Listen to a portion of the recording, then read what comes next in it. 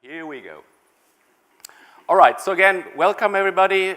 Glad you made it here to this beautiful island and to this room quite early in the morning. Happy to see so many faces here and looking forward to learn a lot about omega-3s in the coming days and discuss with you. My presentation is on authenticity testing for marine oils. It is a presentation that we have been working out together with Omega Veritas. We split that into two parts. So the first part, I'll be trying to tell you why we believe fish oil authenticity and fish oil supply chain issues are important and what approaches can be done to deal with some issues in that respect. Sven Erik will then, after my presentation, get into the heavy technical analytically part, which I'm very happy that he'll take that job. So firstly, let me give you a few words about the company. Imperial Ölimport, or as we put it in short terms, IOI, was founded in 1920 in Hamburg. We're a family-run business with a long experience in natural ingredients, fats and oils and specialties, and have been doing fish oils basically since the 1950s, selling that into pet food, into feed industry, and also for technical applications. Over the years, we built up quite extensive know-how on the fish oil market and the supply chain. And today, obviously, the most important category within the fish oil or marine oil business is the omega-3s, where we supply EPA, DHA, particularly low oxidized oils for functional foods. We also provide omega-3 powder for new applications. We supply refined fish oils from species like tuna, cod liver, or salmon. We also do some business on omega-3 concentrates and have a business for crude omega-3 supply where we also provide oils to some of the fish oil refiners, for instance. Besides the ingredient business, which is sort of the traditional leg of our business, we have been developing a new business on finished products. So today we offer to supplement brands finished omega-3 supplements where we are trying to stay out of the conventional soft gel markets. There are so many players there, but we focus on flavored products, on flavored liquid omega-3s. We do emulsions. We have been working on omega-3 gummies and also on pouch shot systems. So trying to find new ways to deliver omega-3s is something that we do. What I like about the job I do and what I find interesting is that we basically cover the omega-3 space from the very beginning, from the crude oil, from the boat where the fish are caught, to the refiners, to companies putting omega-3 in capsules, to companies packaging these and selling those. And we have also been putting our own branded product on the market in Germany. It's a small product. It's this little bottle that you can see on that slide. We find it important to get the full picture for omega-3s, from the boat to the bottle, to get really an understanding of what's happening there. So besides this ingredient supply, I gotta get a glass of water. We also provide support to customers. So we help them with product development. We try to provide support on regulatory issues. Also try to stay updated regarding the science space, what is happening there, what new science is coming up for omega-3s. And we also help customers in product positioning and marketing issues. The omega-3 space is so complex. There are so many different ingredients and forms of omega-3s that for brands it's very important to find the right positioning and to build up trust with consumers. That is one of the key issues for an omega-3 brand, to be successful in the marketplace. Trust is one very hard with consumers, so it takes time. It's not an easy job. Unfortunately, losing trust can be very easy and very fast. And that has happened in various cases in the past years in the food industry that has been shaken up by various food scandals. And this is something I want to have a look into.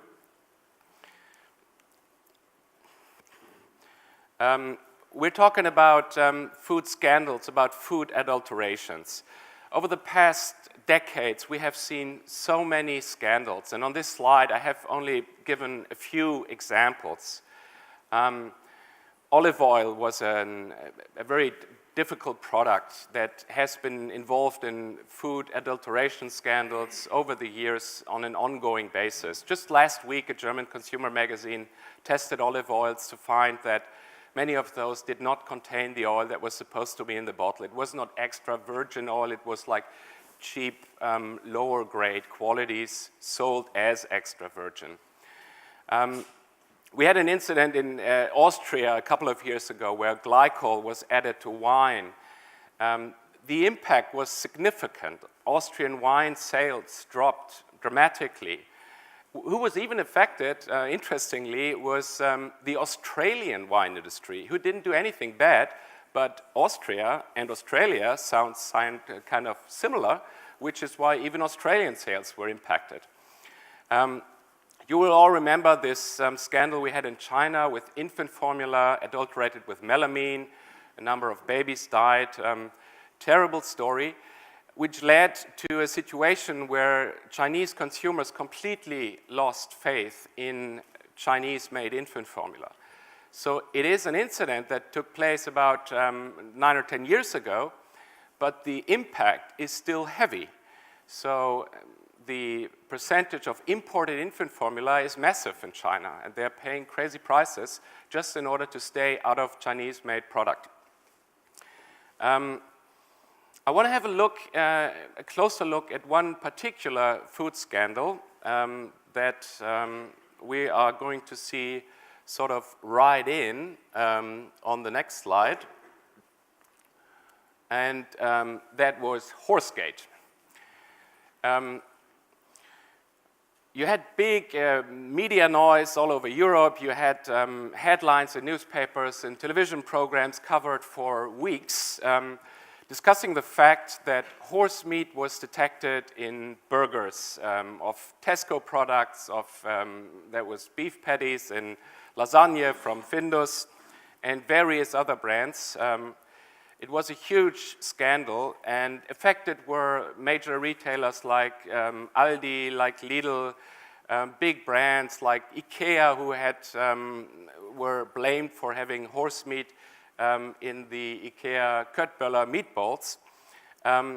So what was happened that in 13 European countries, products were detected by DNA testing by the food authorities to contain horse instead of beef meat. In some instances, up to 100% of the beef declared on the package actually was horse meat. The impact was massive. So frozen hamburger sales went down by 43%. Frozen ready meals down by 15%. Tesco shares losing 360 million euro. So that was a major crisis for the European food industry. And it showed that consumers really had lost trust in that industry. So the question is, how could this happen?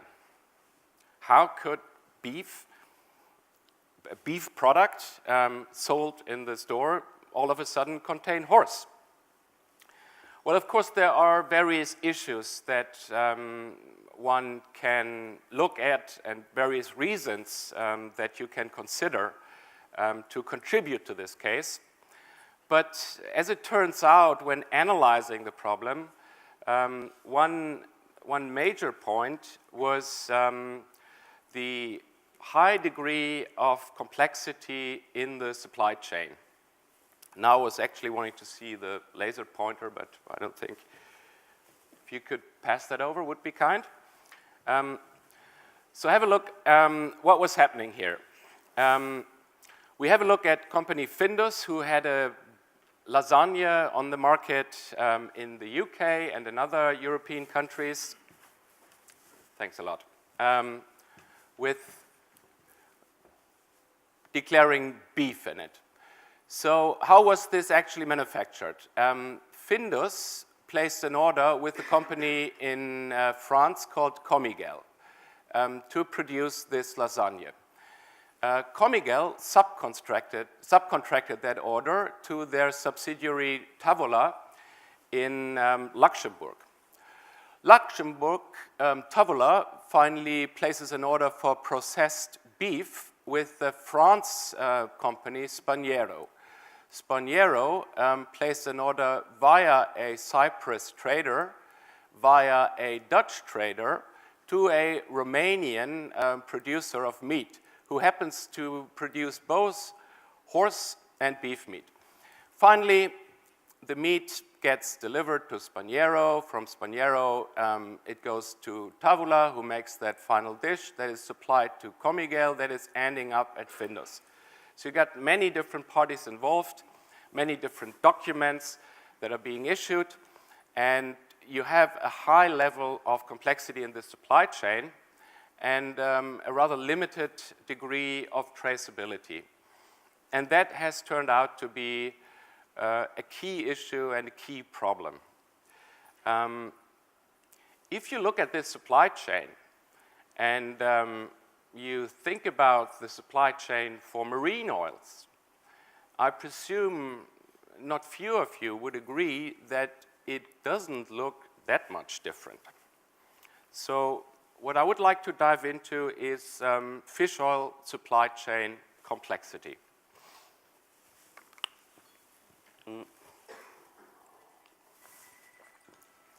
This is our planet, basically.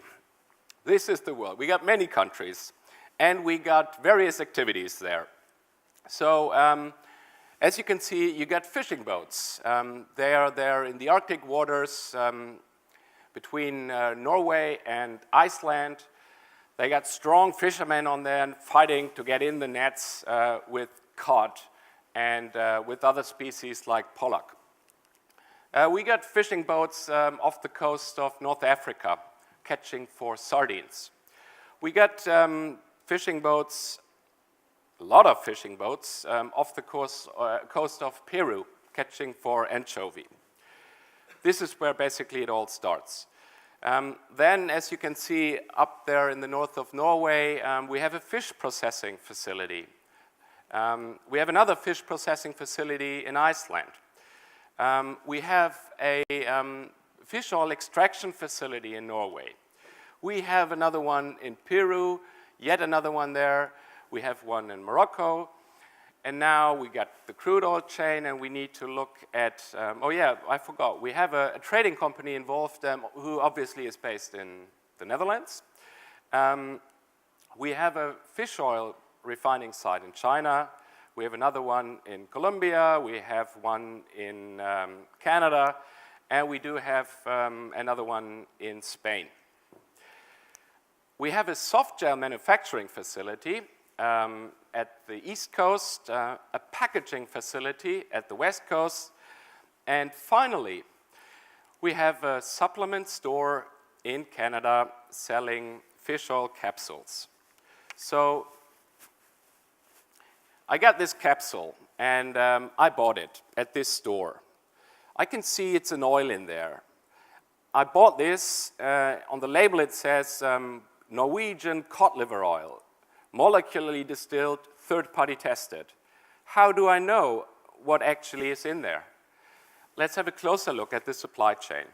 So you see this little arrow going from the Norwegian fish processing site. So the fish processing site is delivering, they have been receiving cod, they are processing it, they take off the livers, and they deliver that to the fish oil extraction site, who is producing crude oil.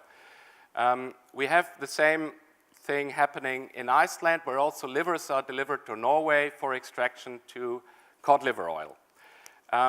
This is then transported to China, to the refining site, to be turned into refined oil.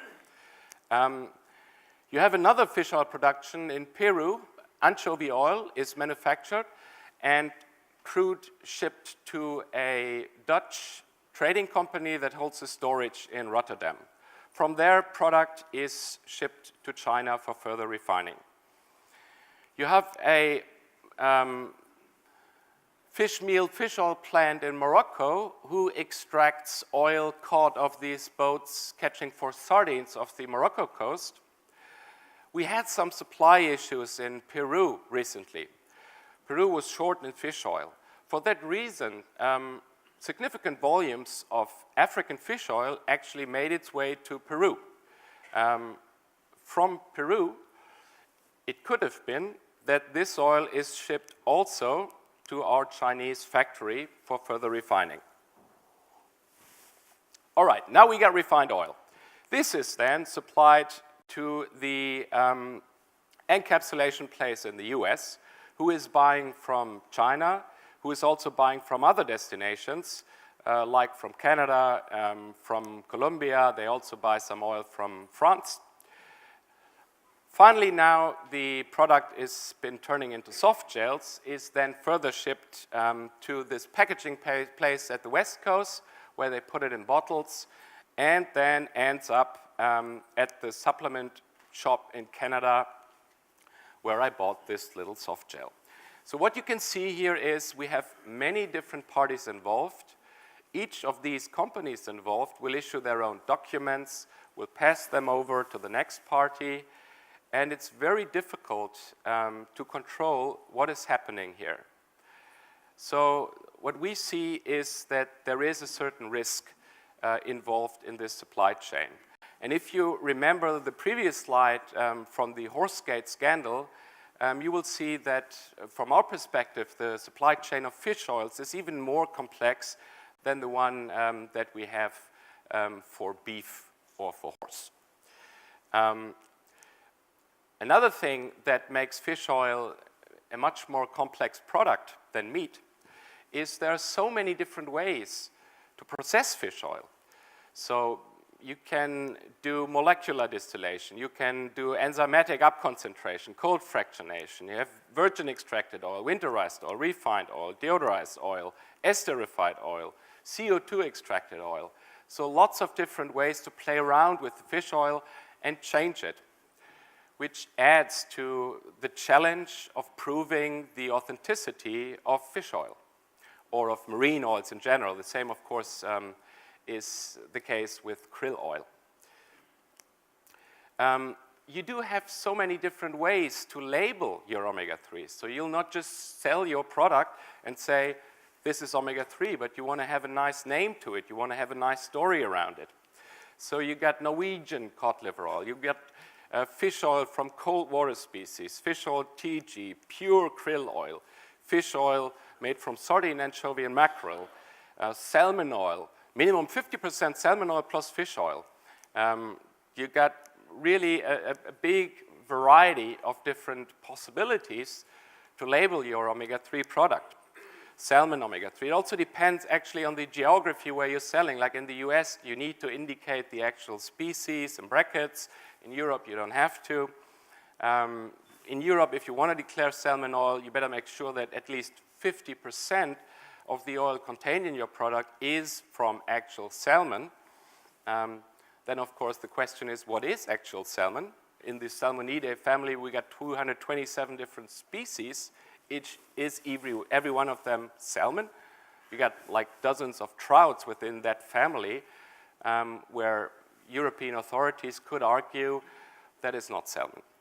In reality, it can be the same fish processing site that processes trout and salmon, and how good they separate it in the tanks is a question. Oh yeah, that's really my most favorite one. 100% wild fish oil blend with wild Alaskan salmon. Besides the labeling, another question is, which is the source? Which gives me the opportunity to welcome on the stage our suppliers. And we got many of them, as you will see. It's a pretty crowded place, the omega-3 space is. They all look very beautiful. It's quite easy to distinguish one from the other by looking at them. But if I have that capsule again, the oil made from these fish, it does look pretty much the same. So while for seafood, you have a lot of possibilities for identifying the origin, you can do visual, taste, DNA. For crude oil, you still have some possibilities. You may find some protein in the crude oil, which may allow you to identify DNA. For processed oil, for refined and concentrated oil, basically you're stuck with the fatty acid composition. And this is only of limited help, as I've been trying to show in this slide, which is part of the current Fish Oil Codex draft that shows the range allowed within that codex specification for the different species. And I made up a theoretical oil on the right part, which, if you look at the values, it could be a menhaden oil, it could be a cod liver oil, it could be an anchovy oil. So only the fatty acid composition really doesn't do the job for identifying a species. Which is why, and that is something that I really find interesting about what Omega Veritas is doing, you can have a look at the TG molecule composition. And that basically shows us, this is the whole TG molecule, and it's made up of 3 different fatty acids attached to this glycerol backbone. The way which fatty acids, in which combination, at which position are at this molecule actually is characteristic or can be characteristic for a particular species and even for a region. Assuming we may find 34 different fatty acids in the fish oil we're testing by GC, that gives us 16.7 quadrillion possible TG combinations. So if you're good at maths, and our friends from Omega Veritas, they are, you can do some statistical distributional analysis in order to really get more into detail.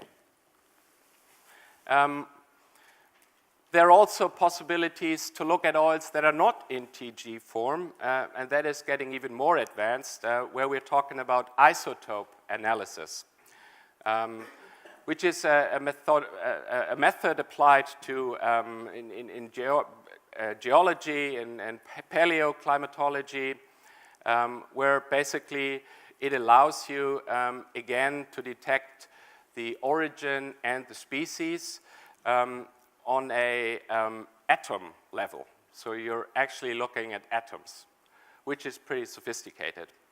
But it is something useful for oils where you don't have that natural TG present anymore. So summarizing and introducing what Sven-Erik is going to do in detail, what we find interesting is the possibility to combine these different analytical approaches. And out of this come up, and that is what they do with the fingerprint, a unique fingerprint for a particular oil, which you can then match against a database to find out what do we have in a capsule that I may be holding here.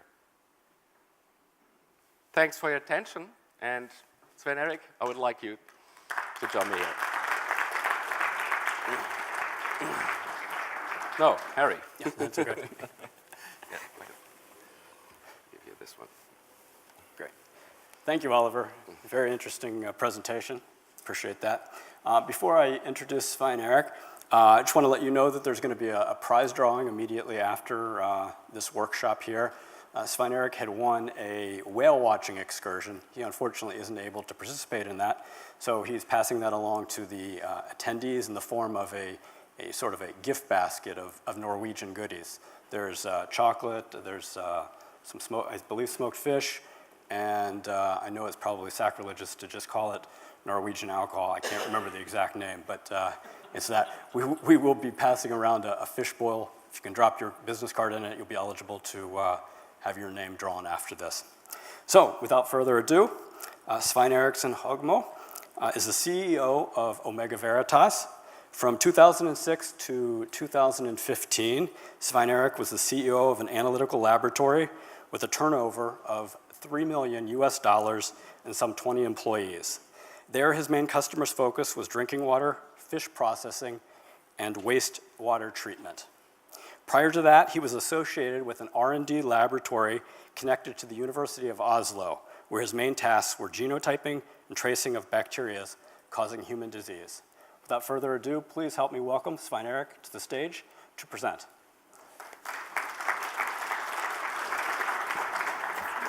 Thank you. You want that? Yeah, thank you. Good morning.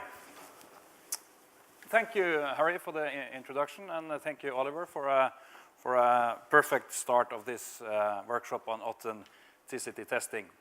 As Harry said, my name is Svein Erik Hogmo, and I'm the CEO of Omega Veritas.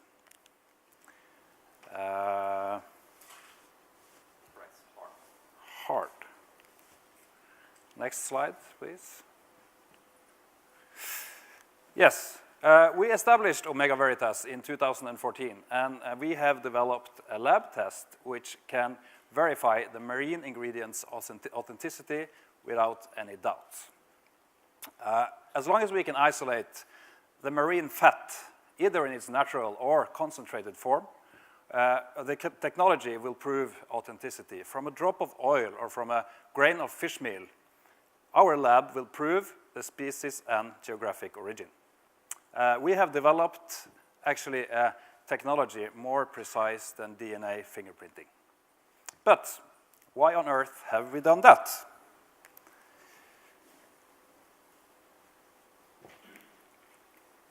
It's because we think this industry needs it. Sometimes it seems like the media loves to hate our industry.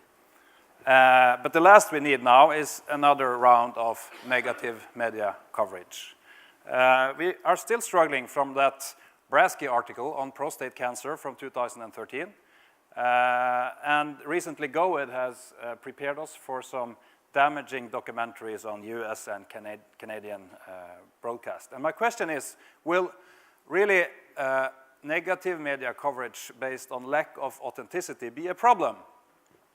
My answer is, of course, yes, I'm afraid so, because unfortunately, there are adulterated products out there. And the media, they love revealing these frauds. And the bad news is that with this new technology now, they really can do that. So even for the responsible brands with high-quality products, doubt created from the most superficial stories will be extremely damaging. And up till now, these brands have had no way of proving 100% pure products. We just have to trust their word.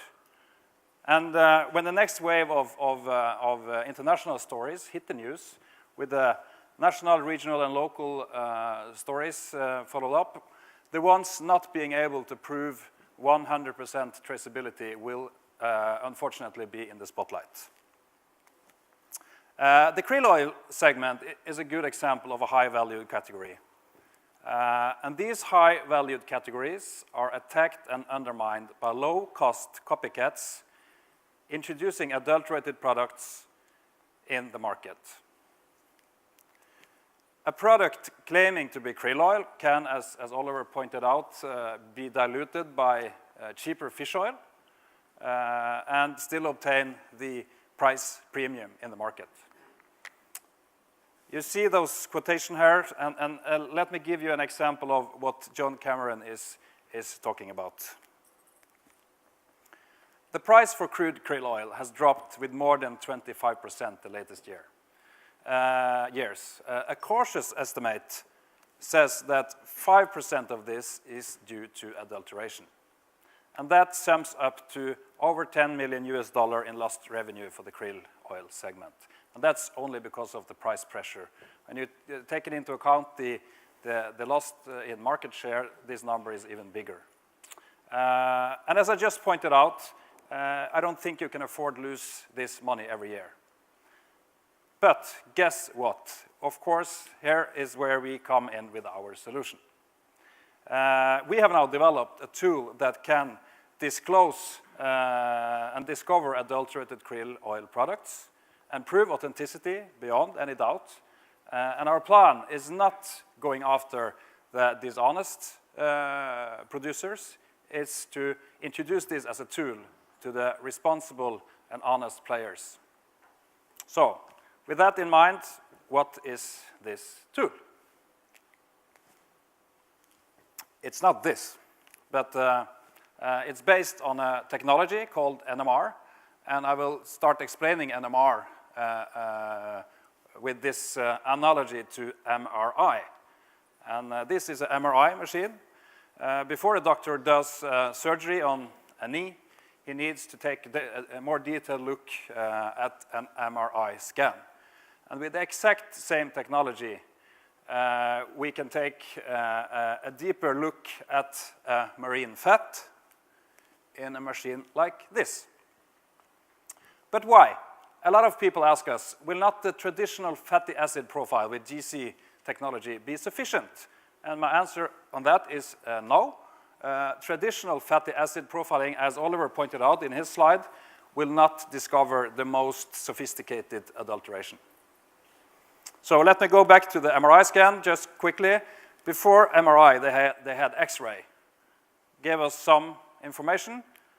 The MRI gave a lot more detailed information. And in the same way, we get a lot more detailed information from NMR when it comes to marine fat.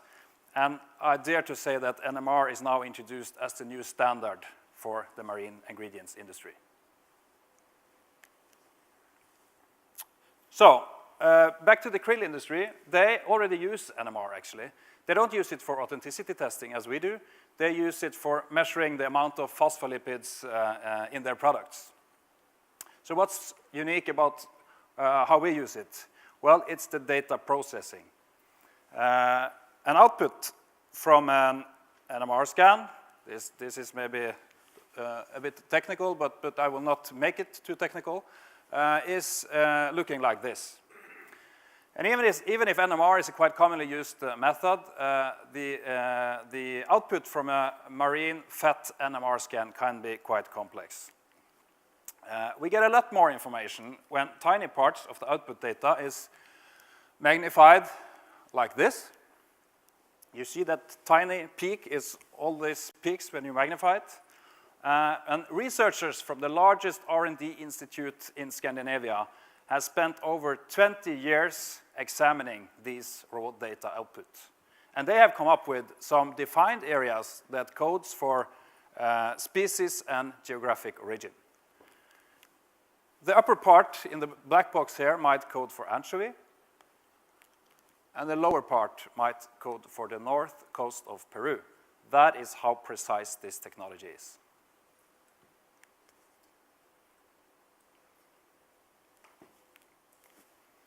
In the beginning, they examined these results visually and manually and found that it was substantial differences between samples that with standard GC came out identical.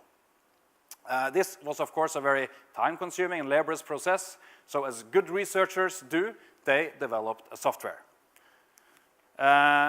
Based on advanced statistical methods combined with computer power, we are now able to process hundreds of samples in a quick and reproducible manner.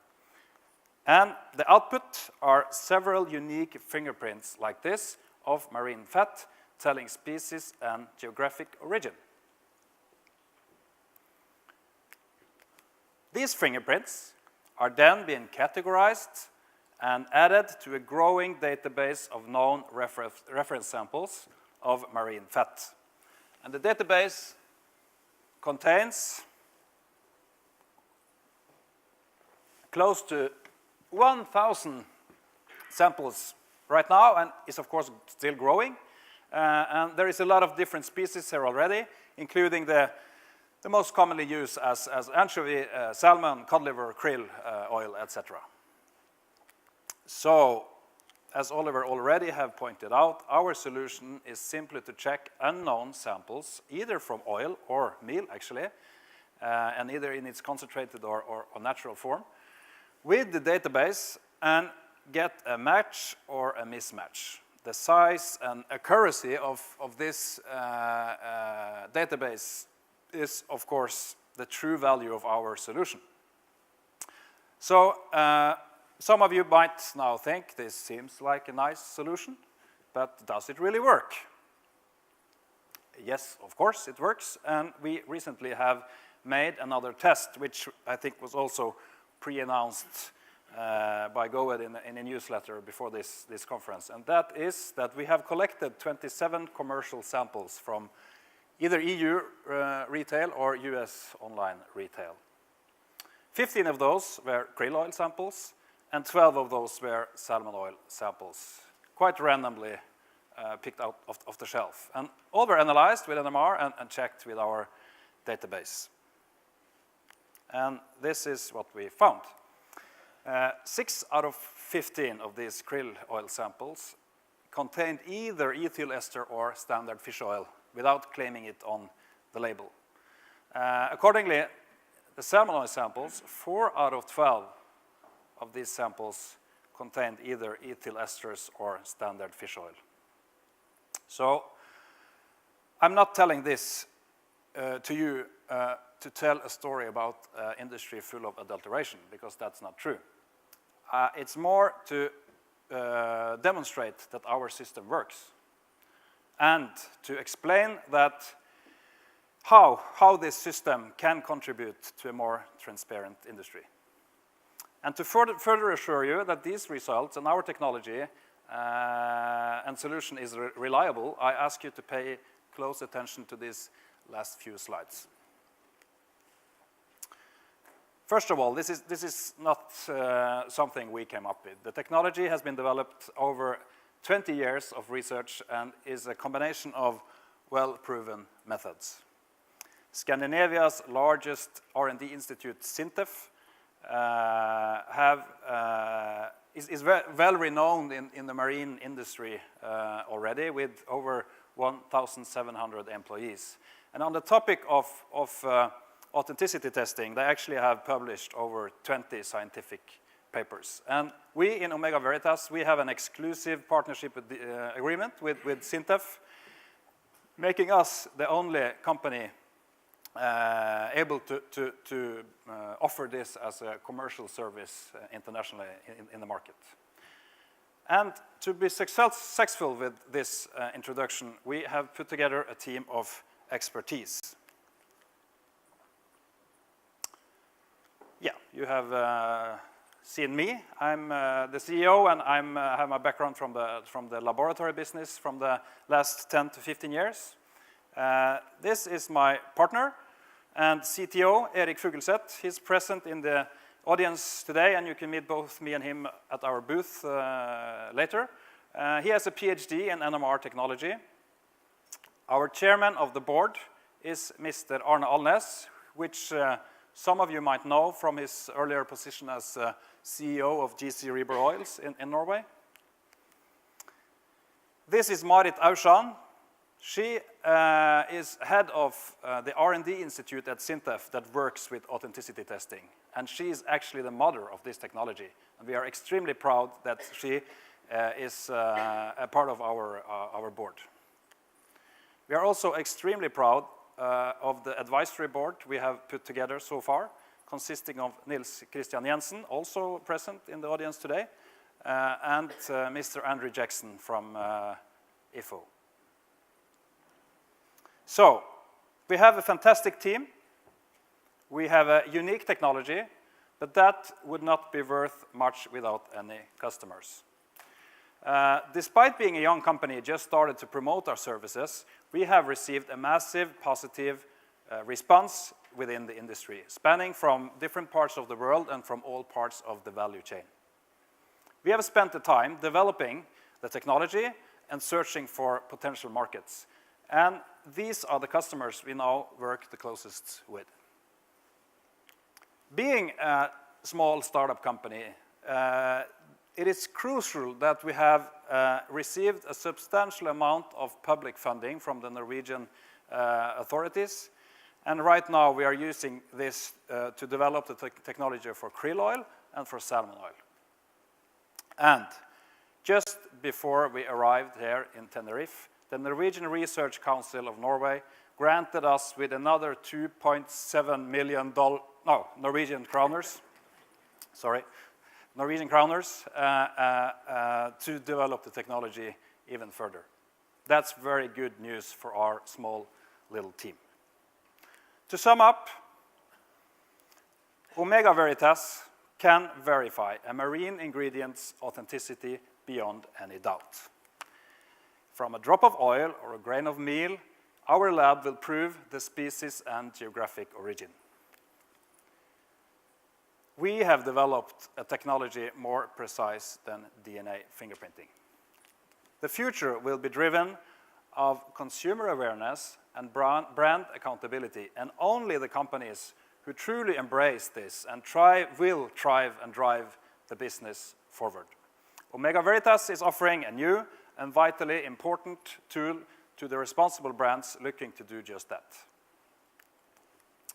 And in case any of you have misunderstood me, I think we are a fantastic industry that have come very far with a lot of different certification programs introduced, but the future will require more than written documentation and responsible supply chain. A proof-positive testing regime like ours will be required, so please join us to raise the bar for a more transparent business and industry. Thank you.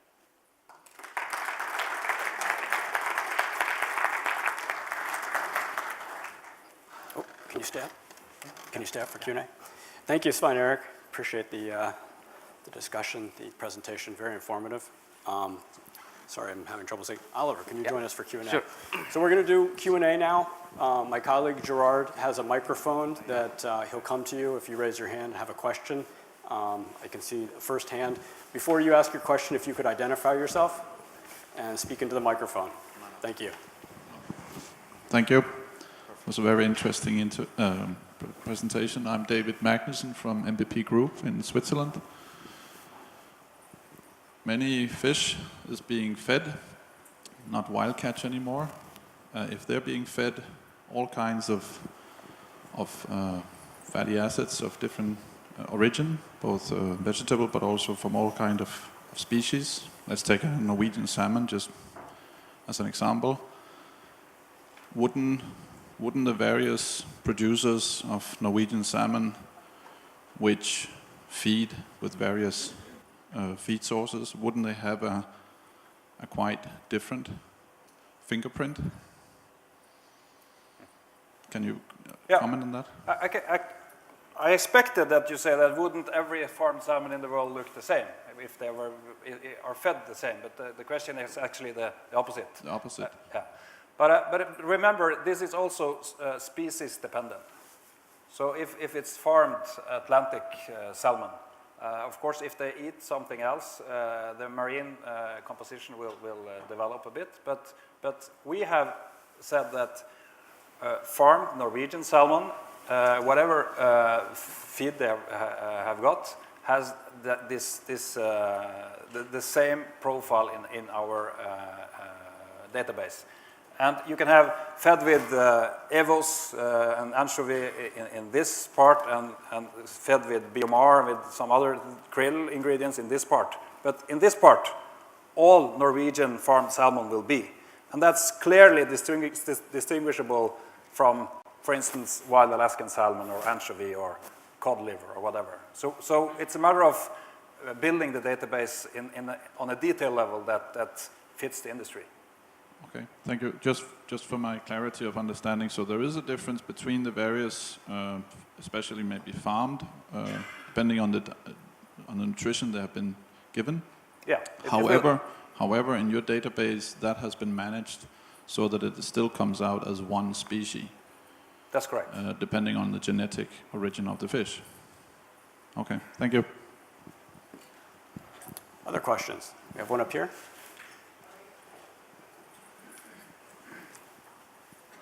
You mentioned the inconsistencies in the reliability of various fish oils. Is the microphone on?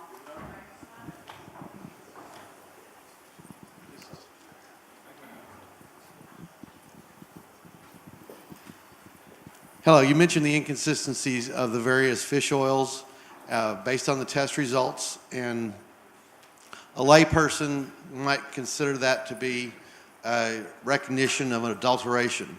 Is it adulteration that's occurring, or is it poor quality control, or a combination of both that's resulting in these test results? That's main. Well, it depends on what you call adulteration, as you say. But what it is what we stated. They claim it to be pure krill oil, and in the testing results, we found that it was mixed with either ethyl esters or standard fish oil. So in that definition, we said it was adulterated. We also did analyze brands that also stated that this is a blend of krill oil and fish oil. And that was also what we found, but we did not consider this as one of the 6 out of 15 adulterated. They were, authentic, because the label claim is krill plus fish oil, and then it's okay. Good morning. David Pyle from New Hope Natural Media and from Ingredia. Could you talk a little bit about sustainability? We certainly see that trust is as you've mentioned earlier, is a key driver within the consumer market today, but we're also seeing that rapidly consumers are looking for validation around sustainability too. I think this tool that Omega Veritas has developed can very well serve also to document the sustainability of a particular species, as you can trace back to a certain fishery where you have a certification or not. Then you got all these different sustainability standards that can be applied. But in the fish oil manufacturing, if you go to the actual facilities where the oil is extracted or refined, they operate with different oils at the same time. So having an analytical tool of actually showing this oil in the capsule is coming from this fishery, that makes it really much more valid to claim a sustainability, to make a sustainability claim for your product. So I think it can also be very helpful there. Okay, we have time for one more question, and then we're going to have, yeah. I'm sorry? That may have to go through Ellen if she's in the room. I don't know where we are on timing. 7 minutes. 7 minutes. Yeah. Okay, we'll try. Blake Hulling from FMC. In addition to the consumer surveys that you ran, have you also run the validation experiments where you've taken reference oils from known sources, spiked them into blends, and then shown the % of recovery and deconvolution of those blends? And is that published? You did ask if we have done blends and how the...